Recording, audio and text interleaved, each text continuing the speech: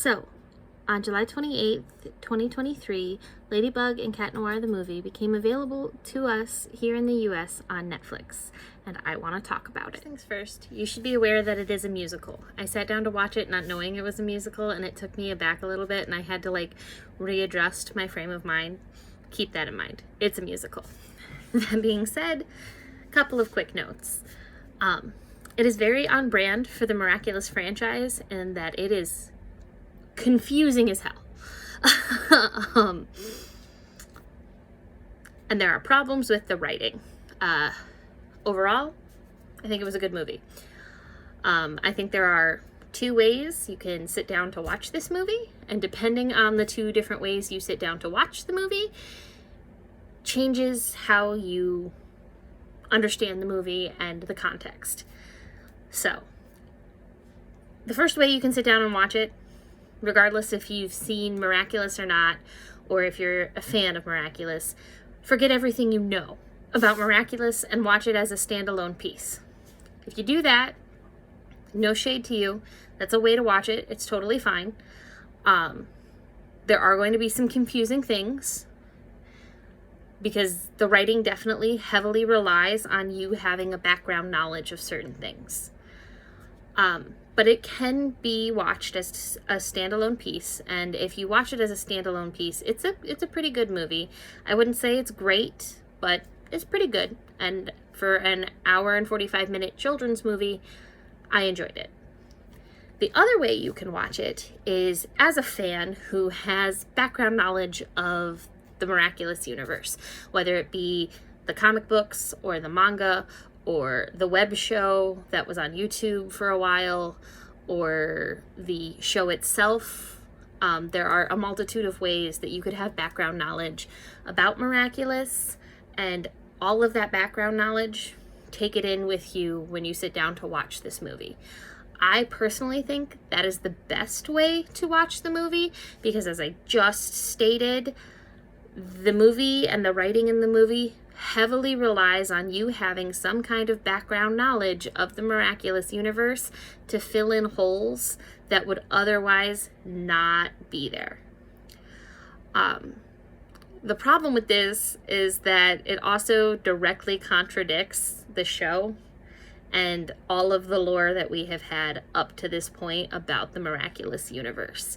So there's a couple of little what the hell moments as you're watching it. As a fan, you're like, that's not how that works. Why are we doing it that way? And I'd like to talk about those. So at this particular point, I am now officially going to give you your spoiler warning. There are spoilers in the rest of this video for the movie. So either pause here, go watch the movie and come back, or hang out and know that there are spoilers for the movie. Let's get into it. Production value of this movie, amazing. The animation quality is so visually stunning. I was taken aback by it alone. Like, holy shit. Animation wise, 5 out of 5 stars. Like, the animation is gorgeous. The way they do the lighting in the animation is also really stunning. Like, the lighting almost takes on its own personality, and I truly do believe that if they had done the lighting any differently, we would have lost a lot of the storytelling because of how well the lighting is done. There's a scene where Marinette runs into the library to hide from Chloe. It's the scene where she meets Adrian for the first time, and the light is so well done that they take the time to animate the dust particles in the ray of the sunlight beating in through the window of the library. Like, that is the level of which animation we are getting in this movie, and it is amazing. It's miraculous. Pun intended. I loved the animation. Absolutely gorgeous, gorgeous, gorgeous. Follow that up with the music. The score was pretty good. I enjoyed the songs. They were okay.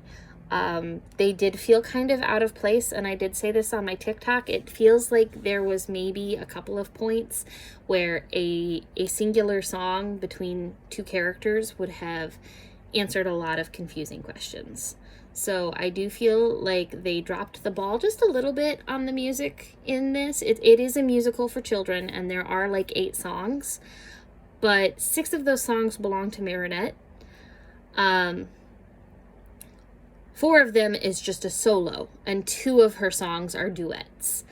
Hawkmoth gets a song, which, you know, every villain in a musical has to get at least one song. And then Adrian gets a song, but it's a duet with Marinette. And that hurt my feelings. Poor Adrian. Even in the movie, he gets screwed over. Like, he deserves better. I'm gonna adopt him. He's mine now. 'Cause, yeah. So musically, like, the songs were well written. They did a couple clever little shout outs to the show, especially in Marinette's duet with Tiki. They used the show's theme song as the music. And then they just do a duet over the music. So I thought that was really cleverly done, and actually probably my favorite song of the movie. But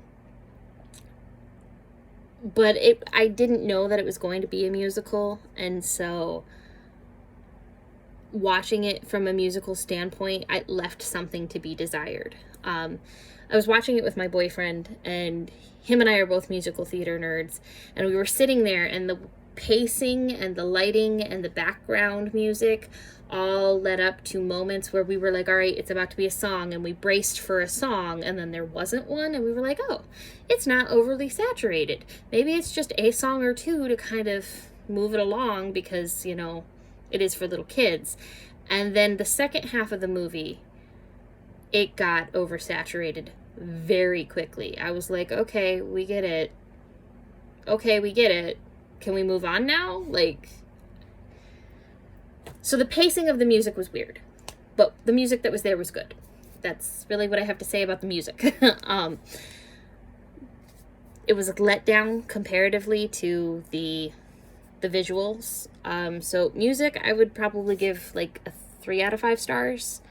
I'd like to give it more because the music that we did have was good, but the way they chose to place it, and like, it was disproportional to what we were consuming. And I think that is important to consider when going through all of the things we do and do not like about the movie. So, music and animation aside, let's talk about the big elephant in the room, and that's the writing. So, if you are a part of the Miraculous fandom, or you are just now joining us, you should know the writing in the show is terrible. Like, there's no way to get around that. The writing in the show is absolutely awful, and a lot of that is Thomas's fault. For those of you who don't know, Thomas is the creator of Ladybug. It is his brain baby, and he is a very problematic individual that is got some deep-seated issues that he tries to take out through the animation of Miraculous. That being said, he screws over the writing team every time they try to do something nice. Every time. Like, the Chloe arc, we'll talk about that at a later date, but, like, he fucked that over. Lila, he fucked that over. Every time there is good writing in Miraculous, Thomas walks in and he's like, I didn't write that, so I don't like it. And he throws it away and shits all over it. And at this point, as a fan base, it's insulting. The movie didn't do it to that degree. The movie is really well written, to a degree. It is still Miraculous, and so there is still that, like, they are trying to cater to Thomas's ego, and you can tell because they reference the source material obnoxiously so. So the way that things are written, as I said in the very beginning, unless you have a background knowledge and have consumed any of the source material, you're going to have so many questions. So many questions. My boyfriend, who does not care about Miraculous at all, other than he likes how excited I get when I watch it, looked at me more times than I could count throughout this movie, like, what the hell is going on? Giant question marks above his head. And that is because he didn't have the background knowledge that I did to understand the context of what was happening. The biggest example of this is with Marinette.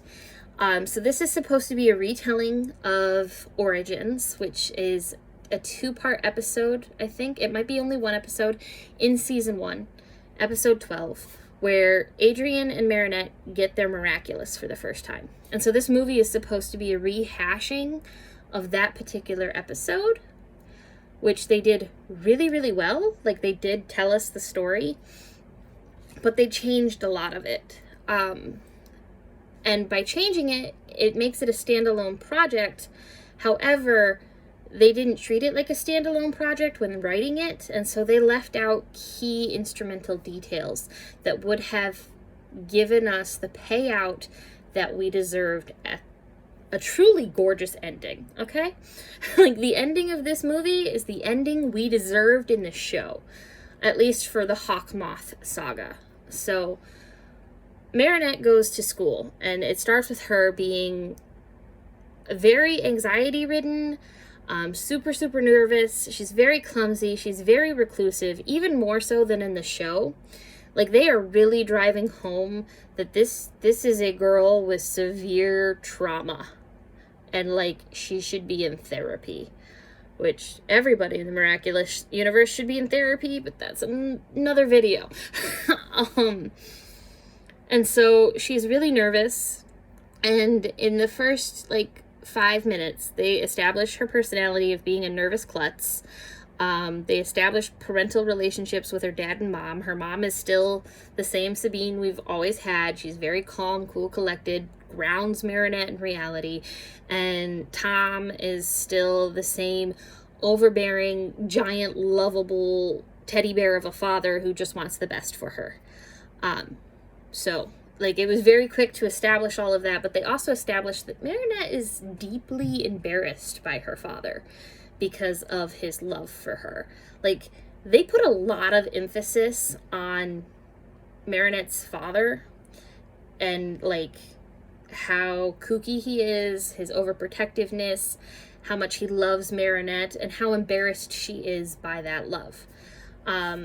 Even going so far as into the middle fight scene. So there's 3 major fight scenes, and the middle one, they're at a carnival, and her dad actually shows up and hides behind balloons to spy on his daughter to make sure she's safe while she's talking to Adrien, because he heard about a bank robbery that happened nearby with some akumatized villains. And she is so mortified when her and Adrien find her dad. And Adrien's just like, a parent that cares? What? ? I don't know what that's like. And that was a cute little shout out to the fact that Gabriel is never fucking involved. And we will talk about that in just a few minutes, I promise. But they put a lot of emphasis on Tom as the father.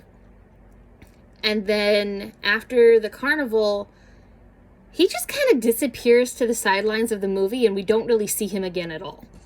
He's here and there in the background, but he doesn't really make a, hey, pay attention to me appearance again the rest of the freaking movie. And it feels like a throwaway. It feels like they put a lot of time and effort for writing an emotional investment into this character to just throw him away and disregard him. Almost as if there was something planned and then they had to scrap it. And this is not the only instance of that in the movie. There are several instances where something was planned and they scrapped it. I can tell you that right now. If nothing else, was advertised to us this whole race scene. They even went so far as to produce a toy for the race scene. I have, in fact, ordered said toy because it's a Volkswagen Beetle, and that is one of my autistic special interests. So take both interests in one. Hell yes, thank you. I digress. But they completely scrapped it. It's not in the movie at all. There's a less than second shout out to it where they're doing a product placement for Volkswagen, which felt really weird.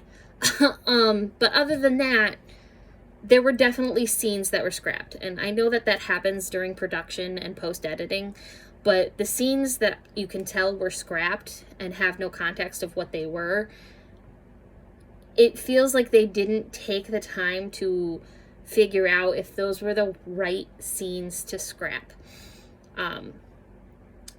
So Marinette, and her father, they threw away all that we could have had there. And then she jumps into her first musical number, which was really cool. Kind of felt forced and a little out of place, but it was a good musical number.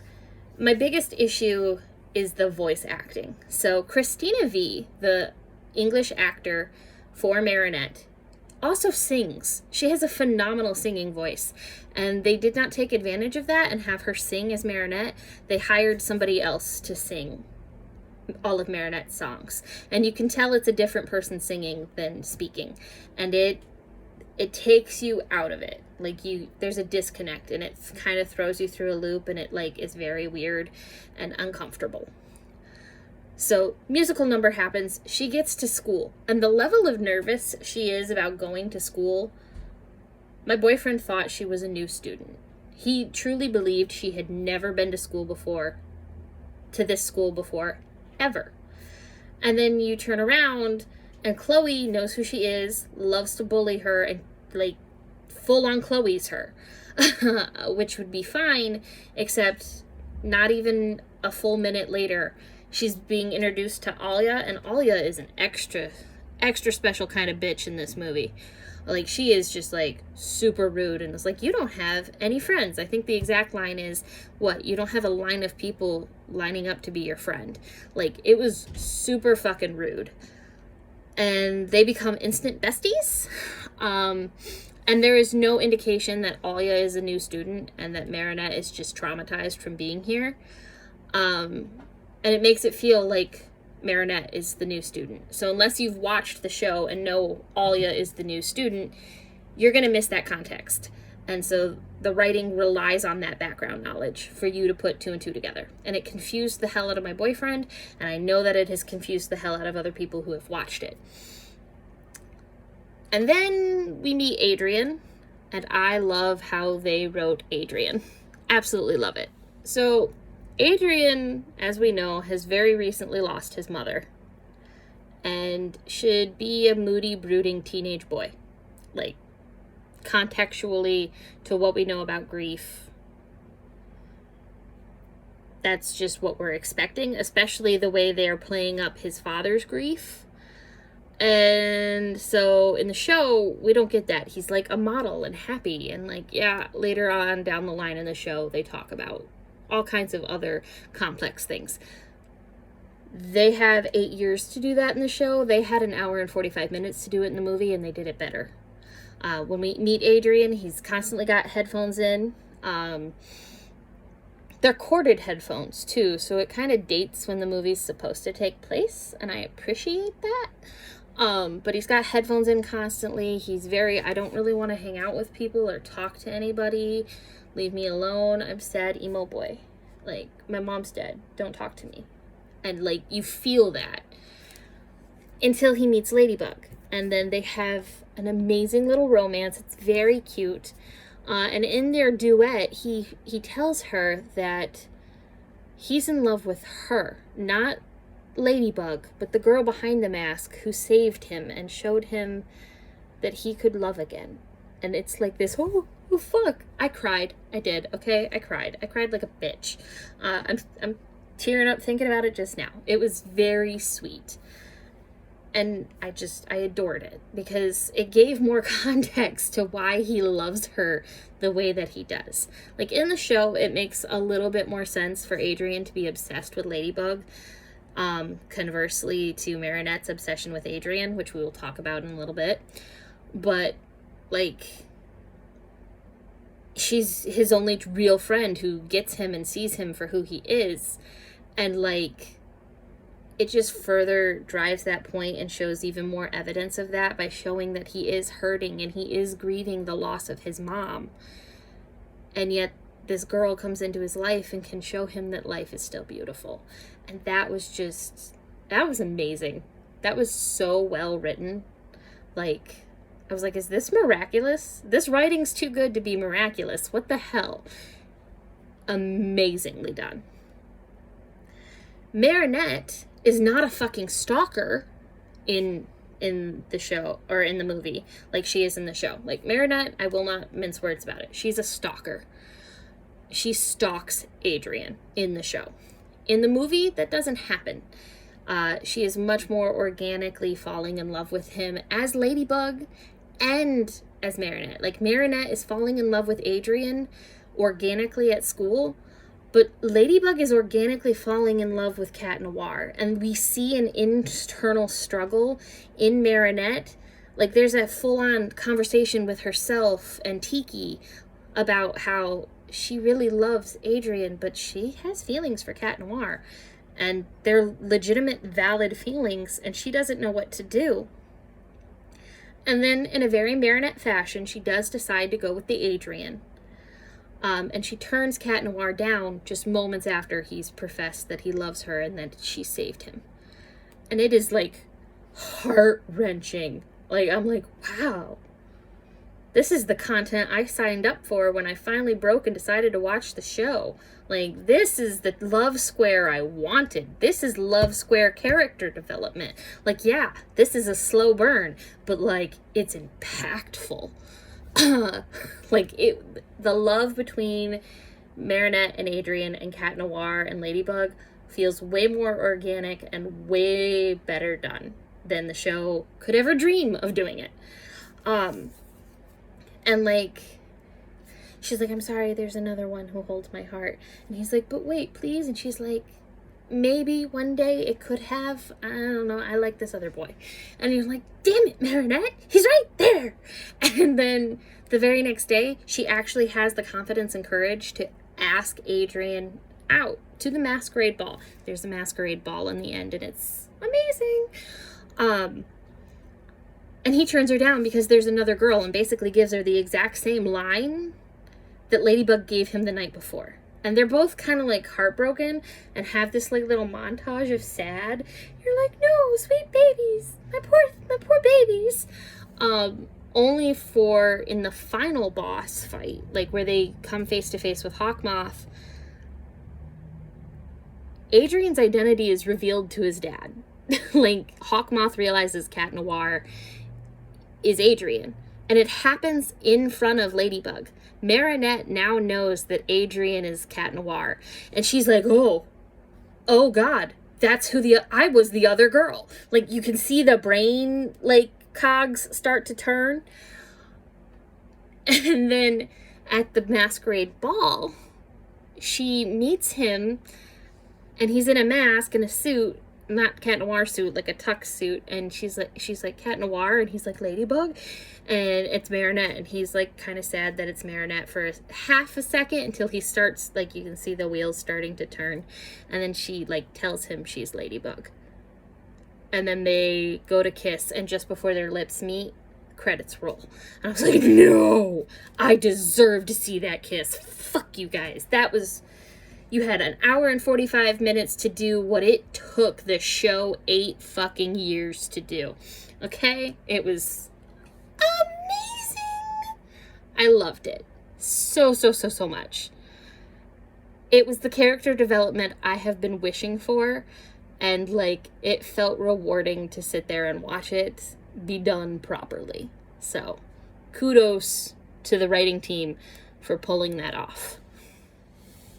That's not the only relationship that was interesting to watch through watching this movie, though. I think the second most interesting relationship to watch was Adrian and Gabriel's relationship. So as I said just a few minutes ago, Adrian is very moody and written as such in the movie. And yeah, he's funny and witty, and like Cat Noir is in the movie as Cat Noir, but like Adrian is moody as hell. And his father shows no interest in him whatsoever. And it's very early in the movie, but there's a scene where Adrian wants to have dinner with his dad because it's his mother's birthday. And his dad absolutely refuses. He tells Natalie to fuck off. He doesn't want to look at Adrian in the eye right now. And Natalie's like, oh, okay, I'm gonna go pout because I'm a simp. And Adrian's in his room currently getting his miraculous.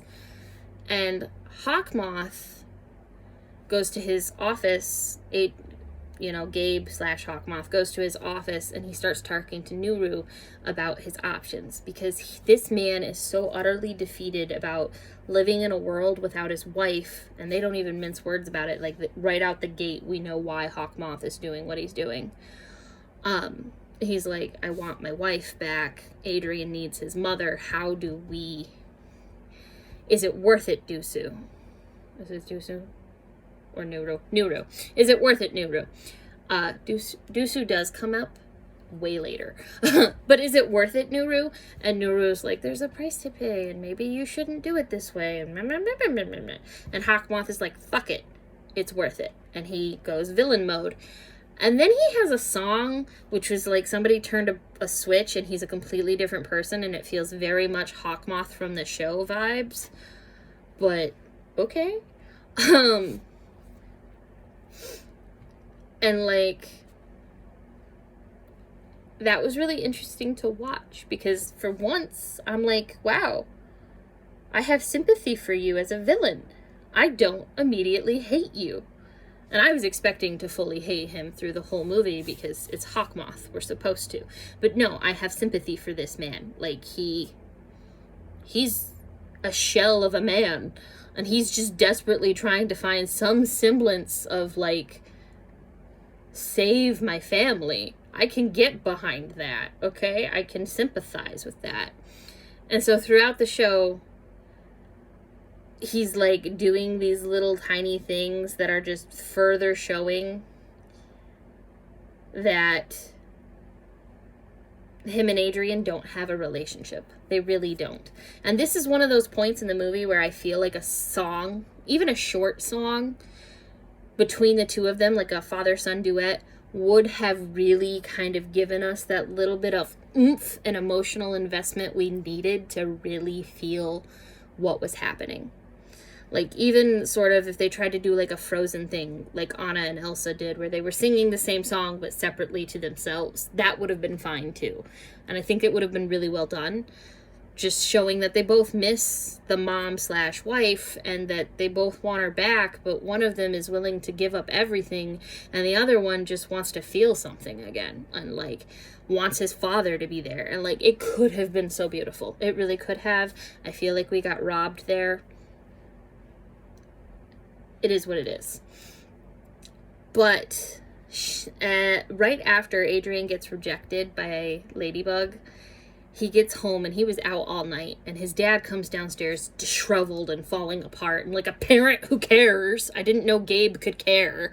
And he's like, where the hell were you? I miss you. And like, where was my son? Why didn't you come home? And then I clapped, okay? I jumped up and I clapped for this moment. I'm not gonna lie to you. Like, I was excited. Adrian, full-on teenage boy, yells at his father.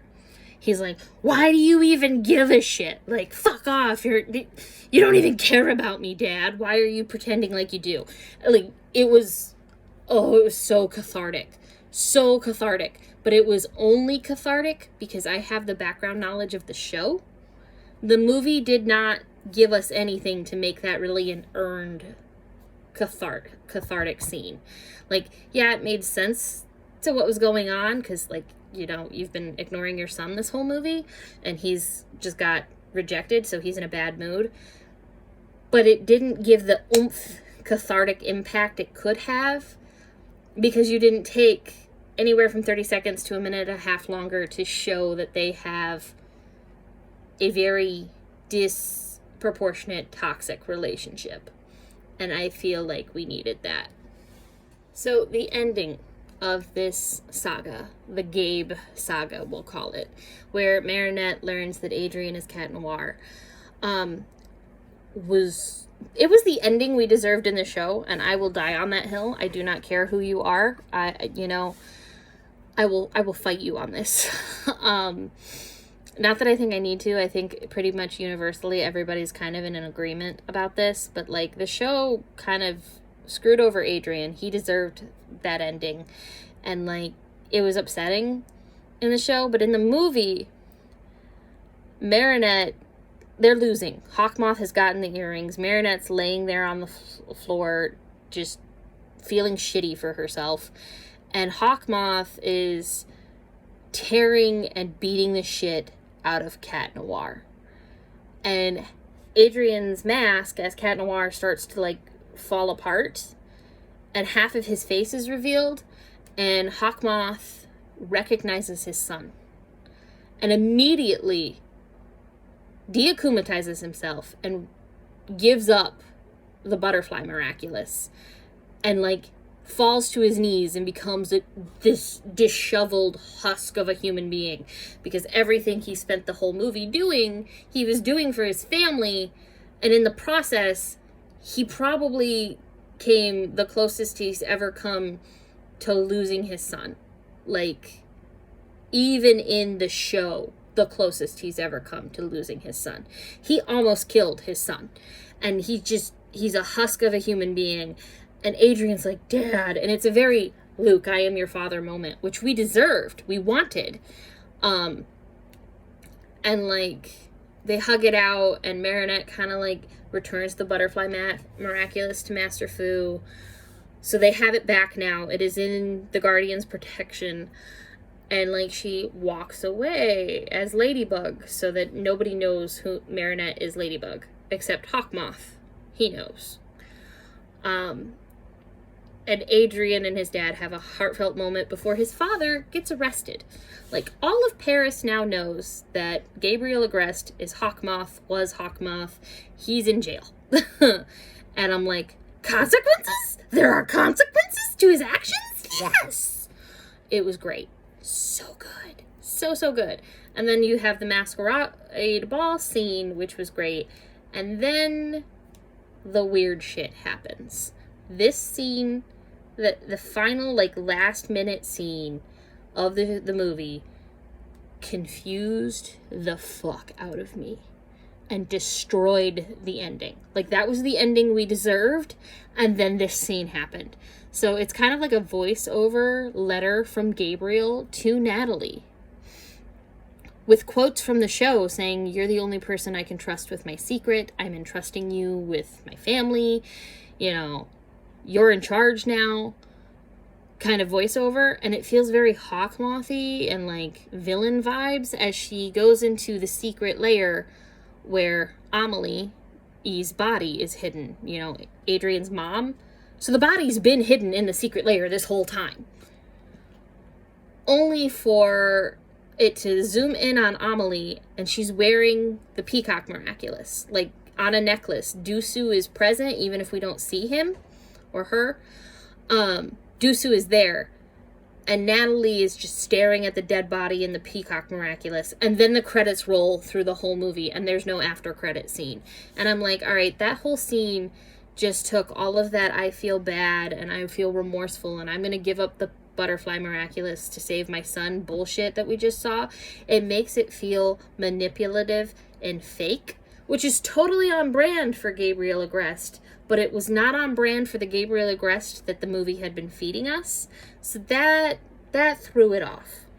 And so it's these little inconsistencies in the writing, plus the definite feeling of an unfinished movie, like there are missing integral scenes that take this movie from being miraculous and great and amazing and everything we hoped for to being just a really good movie.